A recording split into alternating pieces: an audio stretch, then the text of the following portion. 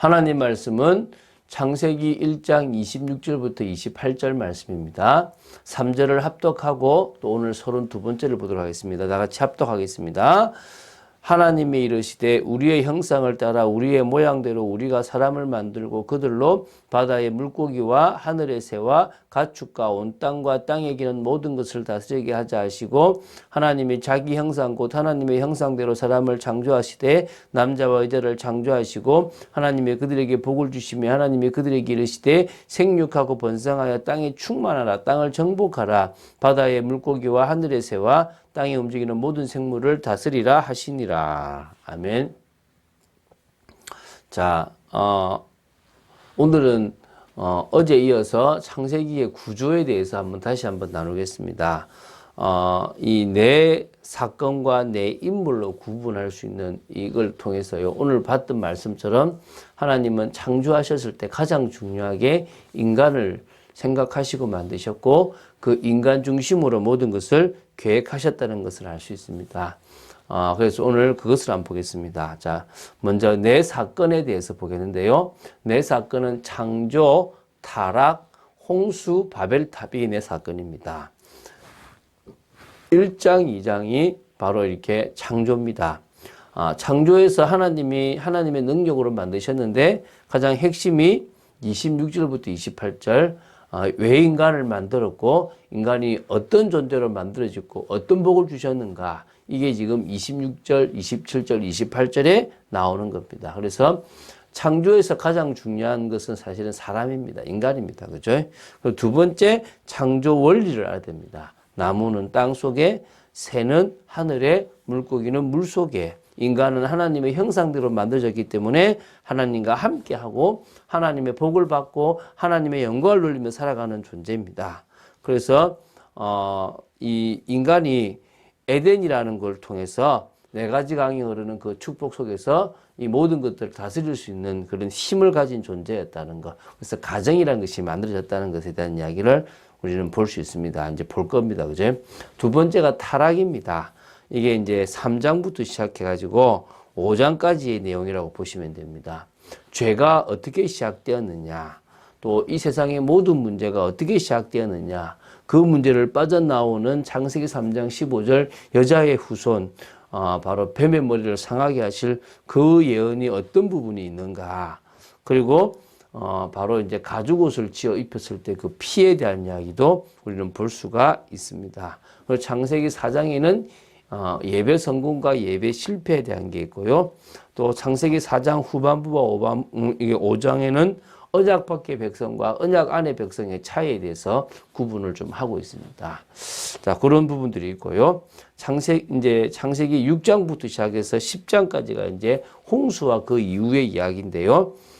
네피림 시대라는 것이 6장 1절부터 7절에 있는데 이때 하나님이 8절부터 9절에 노아를 통하여 이 세상을 심판하시려고 그리고 노아를 통해서 새롭게 이 세상에 씨를 남겨두시려고 마음을 먹습니다. 그래서 방주를 만들라, 배를 만들라 그런 겁니다. 결국은 방주 안에 들어가면 구원을 받는 것입니다. 그리고 방주 안에 들어가고 살았습니다. 그리고 홍수 이후에 무지개의 언약을 주셨고요. 그러면서 살아가는데 또 노아가 실수해서 셈, 함, 야벳이 앞으로 어떻게 될 것인가에 대한 예언도 나오게 되는 것입니다. 자, 그리고 이제 11장이 뭐냐면 바벨탑 사건입니다. 결국은 인간은 또 교만하여 흩어짐을 면하고 자신들의 이름을 내자라고 이야기를 합니다. 그때 하나님이 내려오셔서 그들의 언어를 혼잡게 하십니다. 그게 바벨입니다. 바벨탑을 쌓은 게 아니라 인간은 탑을 쌓았고 하나님은 바벨하셨습니다. 그래서 그냥 바벨탑이라고 이름을 붙였습니다. 그 언어를 혼잡게 하셨다라고 이렇게 나옵니다. 그때부터 탑 쌓기를 그만두고 온 지면에 흩어진 거죠. 하나님이 흩으셨습니다. 같은 언어를 쓰는 사람들끼리 흩어지게 되었다라고 보시면 됩니다. 이게 이제 내 사건입니다. 내 인물에 대해서 보도록 하겠습니다. 시간이 많이 있지만 빨리 좀 넘어가겠습니다. 이제 아브라함, 이삭, 야곱, 요셉을 내 인물, 내 족장이라고 얘기합니다. 아브라함은 이 12장부터 시작해서 24장까지인데요. 하나님이 아브라함을 부르시는 내용이 12장에 나오고요. 그리고 여러 이야기들 속에서 15장이 하나님께서 이제 아브라함에게 이제 그 언약을 주시는 첫 장면이 나옵니다. 바로 그 피의 제사를 통해서 언약을 주시는 게 나오는데요. 그리고 이제 뭐냐면 이 이삭이 출생하기 전에 이 아브라함은 이삭을 낳는데 그 이후에 이삭 출생하기 전에 언약을 새롭게 하면서 이름을 바꾸시는 아브라함을 아브라함으로 바꾸시고 할례 언약을 주시고 사례를 사라로 바꾸시기도 나옵니다. 그리고 이삭이 출생하게 되고요. 그 이삭을 모리아산에 바침으로 말미암아 앞으로 이 땅에 오실 메시아가 그 우리 대신 희생 제물로 죽게 될 것을 예표하게 되는 것입니다. 이게 언약이 전달되는 거죠. 두 번째가 이제 이삭입니다. 이삭은 25장부터 26장까지를 보시면 되고요. 이제 우리가 봐 나갈 겁니다. 이 이삭은 이 결혼을 이제 리브가와 결혼하는 것도 참 하나님의 은혜지만 20년 동안 아이를 달라고 기도했는데 주시지 않은데 하나님이 한 번에 쌍둥이를 배해 주십니다. 근데 이 쌍둥이 너무 싸웁니다. 근데 이게 두 국민, 두 민족이 그 속에 있는데 큰 자가 작은 자를 섬기게 되는, 오히려 뒤에 나오는 그 사람을 향한 하나님의 계획이 있다는 얘기를 했는데 이삭은 잊어버렸고 이 리브가는 그걸 마음에 새겼다라고 보시면 되겠죠. 이 창세기 26장에 또 이제 흉년이 드니까 이삭 역시 애굽으로 내려가려고 하는데 하나님이 가지 말라고 하셨을 때 그 말씀을 따라서 말씀을 따라가는 중에 여러 핍박들이 있었지만은 결국은 100배의 축복과 샘근을 얻고 이 블레셋과 화친하는 축복까지 받게 되었습니다. 그런 내용들이 이게 이삭에 나옵니다. 우리 볼 겁니다. 세 번째가 이제 야곱입니다. 야곱은 굳이 아버지의 축복을 받기 위해서 인분주의를 쓰지 않아도 되는데 인분주의를 쓰게 되는 거죠. 축복을 가로챕니다. 그래서 에서와의 갈등을 품게 되고 결국은 바단 아람인 외삼촌이 있는 곳으로 가게 되는 것입니다. 그리고 다시 거기서 20년 세월을 지나고 나서 다시 돌아오게 되는 부분이 있습니다. 갈 때 이제 뭐냐면 베델이라는 곳에서 하나님이 함께 하시는, 그리고 하나님 주시는 언약을 깨닫게 되는 것입니다. 그리고 거기서 20년이 되어서 돌아올 때 에서가 죽이러 온다고 할 때요, 창세기 32장에 야복강에 통해서 하나님 앞에 기도하는 중에 야곱이 이스라엘로 바뀌는 그런 축복도 누리게 됩니다. 그리고 이제 가나안에 들어와서 베델로 가야 되는데 디나가 세겜에서 강간이 당하는 중에서 또 이렇게 불미스러운 일이 생기고 다시 이제 베델로 올라가자라는 하나님 앞에 서는 시간을 가지게 되는데요. 참 안타까운 인물, 아쉬운 인물이 야곱이라고 할 수 있습니다.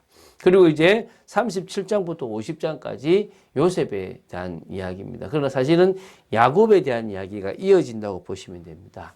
37장에 그 유명한 요셉이 꿈을 꾸는 장면이 나옵니다. 그 꿈대로 요셉은 오히려 이제 고난의 길을 걸어가는데 39장에 애굽의 노예, 40장에 감옥에 가는 일이 벌어집니다. 물론 그 사이 38장에 유다와 다말 사이에서 태어나는 베레스가 예수님의 조상이고 이 중요한 핵심이라는 사실들도 이 성경에 기록이 되어 있습니다.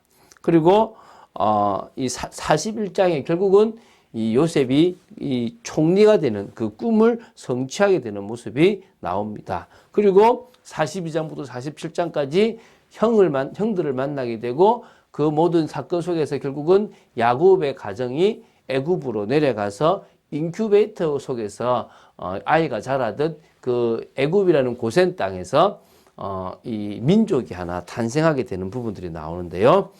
이 50장에 야곱과 요셉의 장례식이 나오는데 그 전에 야곱도 이스라엘 향해서 축복하고 요셉은 유언을 남기는 부분들이 나오게 됩니다. 이 모든 것들이 사실 다 언약과 관계에 있다는 것입니다. 자, 이게 지금 쭉 봤습니다. 오늘 뭐 너무 많은 내용들을 봐서 창세기에 대해서 막 헷갈리기도 하고 어려울 수도 있습니다. 근데 내 사건, 내 인물, 창조, 타락, 홍수, 바벨탑, 아브라함, 이삭, 야곱, 요셉, 이 중요한 특징들을 가지고 우리는 이제 이 50장이라는 긴 장을 봐 나갈 것입니다. 그것을 하나하나 봐 나가는 중에 우리에게 주시는 메시지도 있겠지만은 전체적으로 하나님께서 하시고자 하는 부분들을 볼 수 있는 축복도 있어야 될 줄로 믿습니다. 자, 우리는 지금 솔로몬에 대한 이야기를 이번 주간에 계속 보고 있습니다.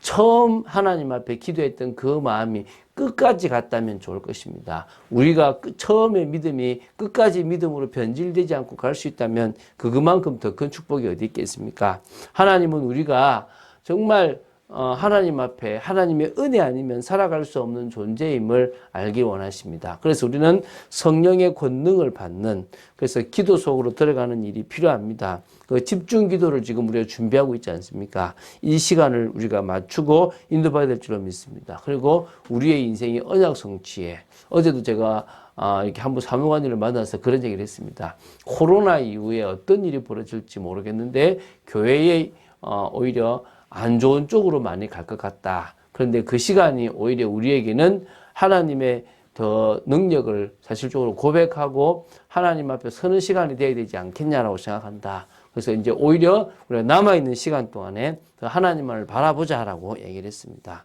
그래서 응답이 취하지 말고 끝까지 제자의 축복을 누리는 주님이 인정하시는 제자로 저희들이 서야 될 줄로 믿습니다. 한 주간 그런 축복을 누리는 저와 여러분 되시기를 주 예수 그리스도 이름으로 축원드립니다. 주는 그리스도시요 살아계신 하나님의 아들이심을 고백합니다. 창세기에 내 사건과 내 인물을 오늘 급하게 빨리 봤습니다.